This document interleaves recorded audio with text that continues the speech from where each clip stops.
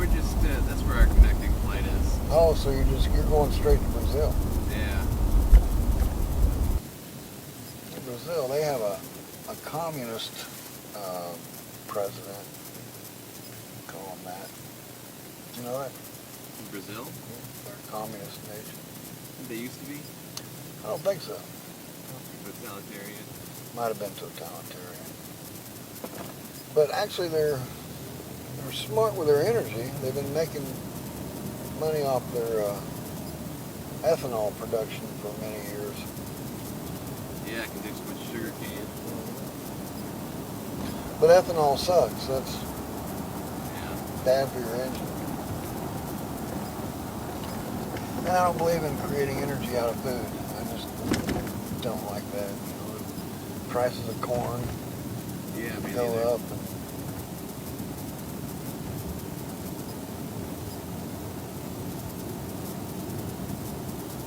You've been watching the primaries and debates or anything?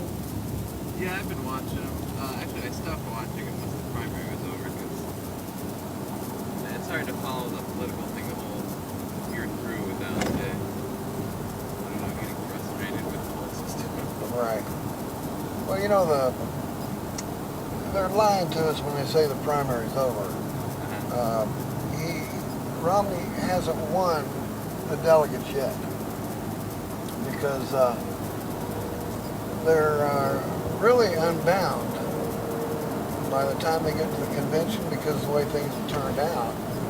And Ron Paul's been winning state after state, but they don't report it. And they don't even know how many delegates are truly won in Texas yet. Although as soon as the next day they announced Romney got enough delegates. But the truth is that Ron Paul does have a chance.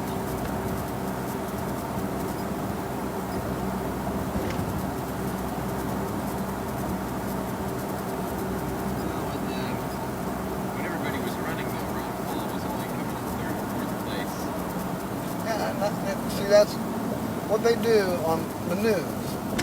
As soon as the next day on a primary, they announce a winner. Like they announced Santorum the winner in Iowa. Well, after all was done and counted, Ron Paul won Iowa. But you don't know that. They don't report that. He won Missouri. He won, oh my gosh, he's been winning a lot.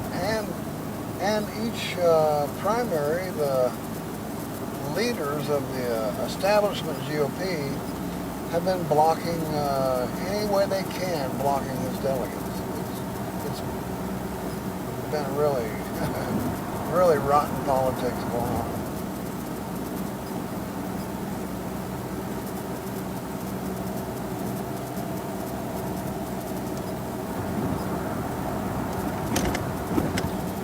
For some reason, the news just does not want Ron Paul.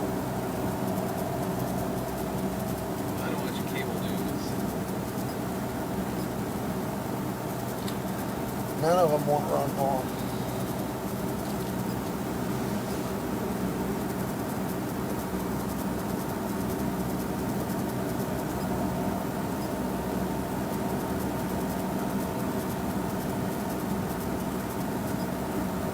Where do you get your news from?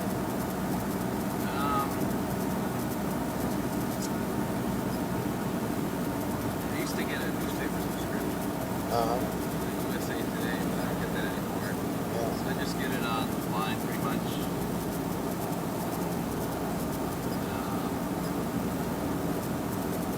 Yeah, me too. A lot of it. Yeah, because cable news is just, well, I watch like PBS sometimes. Yeah. That's about it. Cable. Most of NPR. Yeah. I don't know if you like NPR if you're a Ron Paul supporter, but Well, I mean, I think they cover interesting stuff a lot of the times, and they're pretty fair. yeah, Sometimes the stuff that they cover is just really boring. yeah. I watch And then if you drive around all day, you probably listen to NPR occasionally. Like, God, that's boring. Yeah, I listen to the right wing talk show hosts, mostly Glenn Beck, and well, Well, back. yeah, but like He doesn't like Ron Paul, does he? no, no, he because of Ron Paul's Israeli policy and his Iranian policy and his drug policies. I think that's something that we can find common ground on. Yeah, you Those know, are places where I actually agree with Ron Paul. me too. But that's why these corporations like News Corp and NBC, ABC, CBS, they hate Ron Paul.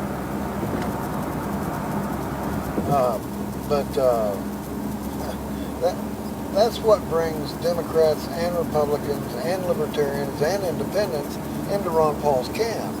And it's mostly young guys, young people, that realize that his policies are liberty. You know, it's like, leave us alone, let us do what we want to do. We don't hurt anybody. We're not hurting you, you know. And the young people haven't been brainwashed for 100 years, you know, so they can see. It's like, I know our government's evil. I know they are. In fact, our founders told us that government is a necessary evil. And the more power they get, the more evil they become. They're, absolute power kind of thing. And so they get into office, they get into these positions, and they're either blackmailed or conned into it, or just corrupted by the system that we lose our representation. But the only thing Beck could say bad about Ron Paul was that he used pork. It's like, and Ron Paul explained that many times. He said, yeah, I use pork. I use the money from it because if I don't, it goes directly to the president. The president can do whatever he wants with that money. So, but that's the only thing that Glenn Beck had any credibility against him. He used to, when it was all happening, the debates and everything, I'd get so pissed off at Beck, listening to him. It's like, oh man. What's that? I'd get so pissed at Beck, because they would make fun of Ron Paul supporters, really bad. Ron Paul got booed during the debates because he didn't agree with, he wasn't lockstep with the Republican Party.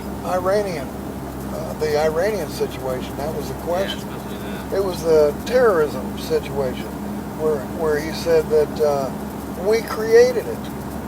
And we did create it. We came into Iran and put the Shah of Iran into power. That was us. And the Shah of Iran ended up being an evil son of a bitch, And so yeah, that's what started it. We put these little dictators into power, and we've got this heavy military presence in the Middle East, and those people did not want us over there. But that's when he got booed.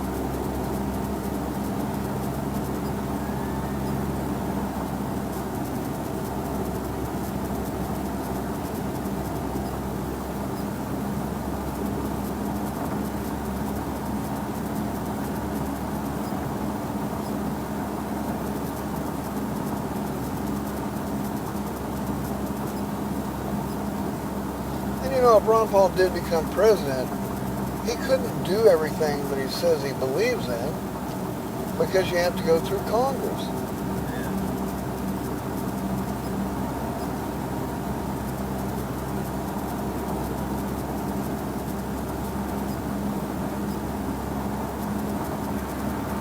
So if Ron Paul ever got elected, I think there'd be some senators and representatives that got elected to agree with him.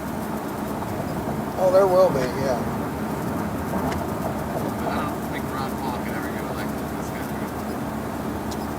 don't or know, many man. countries. He's been going every rally that he goes to ends up with 4,000 to 6,000 people showing up. It's huge numbers showing up, and his ideas of non-aggression and non-oppression are catching on. He's the only one, like in Congress, not the only one, but when the Republicans passed this NDAA law, the new Defense Authorization Act, which gave Congress, or the President, or the government the right to detain you indefinitely without being read your Miranda rights. He spoke out pretty hard against that. He's been fighting against the Patriot Act for 10 years.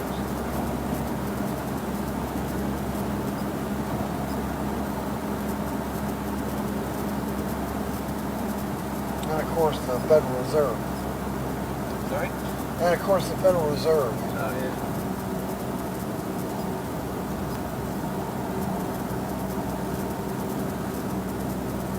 Yeah, I don't know. I agree with Ron Paul on a lot of his foreign policy and the drug war, too.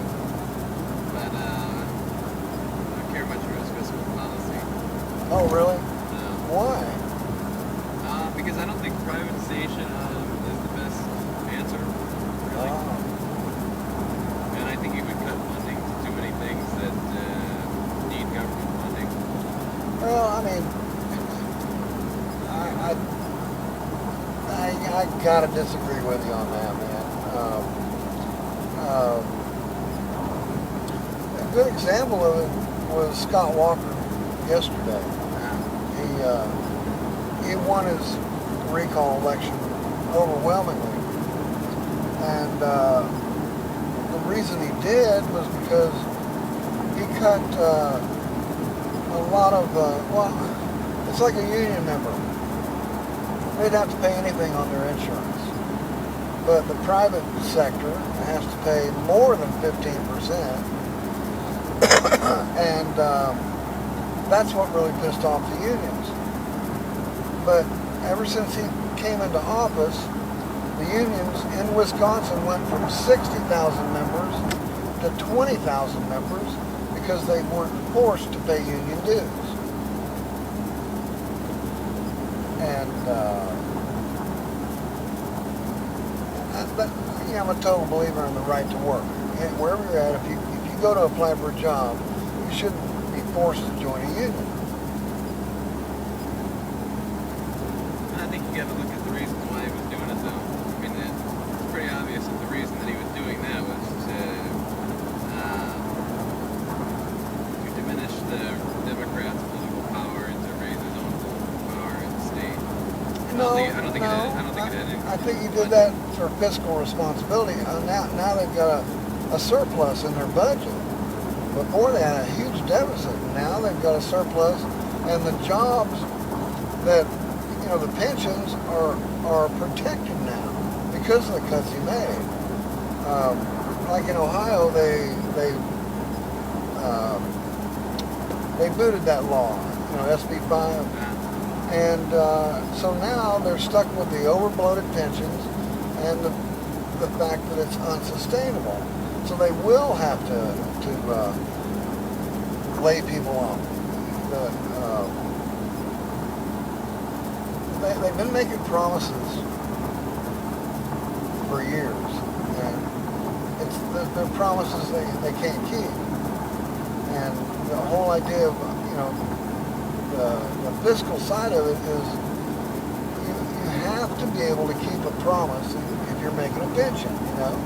When you turn 65, or it'll probably end up being 70 by the time you're ready to retire.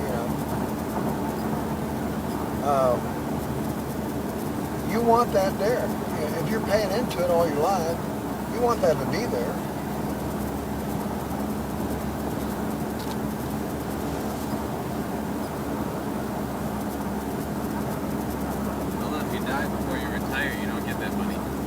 That's what happened to my aunt. She died when she was like 52. And my uncle tried to get the money she made in her pension, or no, her Social Security or Right, something. right. And they don't give it out, I guess. They keep it. Yeah.